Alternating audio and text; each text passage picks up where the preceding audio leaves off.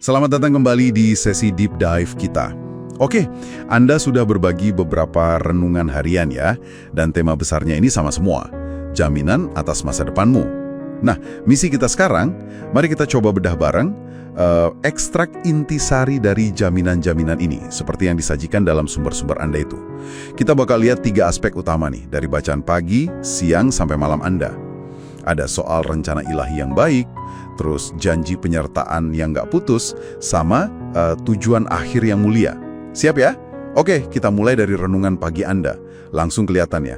Ayat kuncinya itu Yeremia 29 ayat 11, tentang rencana damai sejahtera.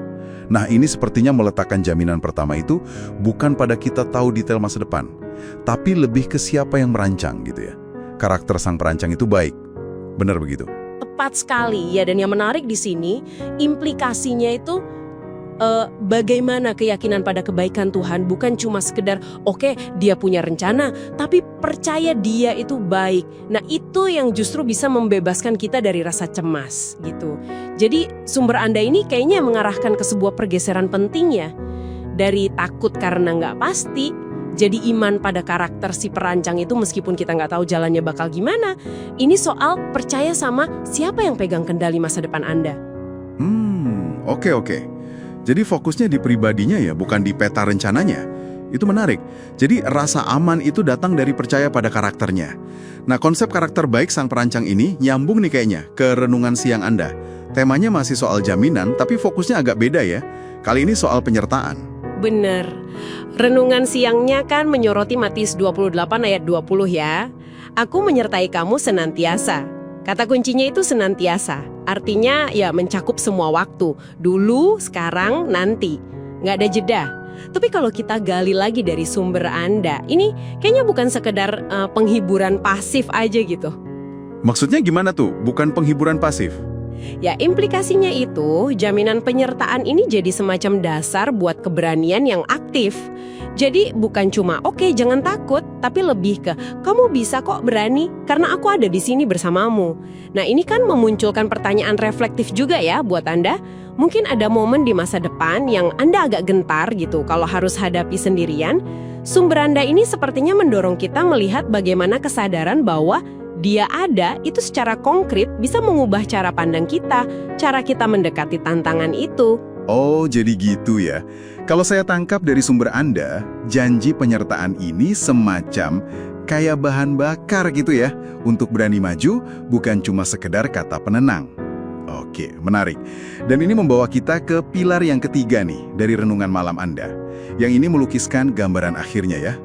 Betul sekali. Renungan malam Anda kan kutipannya dari Wahyu 21 ayat 4. Tentang masa depan di mana nggak ada lagi air mata, nggak ada duka cita, nggak ada maut. Ini jelas jaminan tujuan akhir yang mulia. Tapi yang krusial itu, gimana sumber Anda memaknai harapan ini buat sekarang? Itu poin pentingnya. Iya juga ya. Kadang kan harapan masa depan itu rasanya jauh banget. Gimana sumber Anda menyambungkannya dengan kondisi kita saat ini? Penekanannya gini, harapan akan tujuan akhir itu bukan semacam pelarian dari masalah sekarang. Justru sebaliknya, harapan itu jadi sumber kekuatan buat kita bertahan di sini dan saat ini.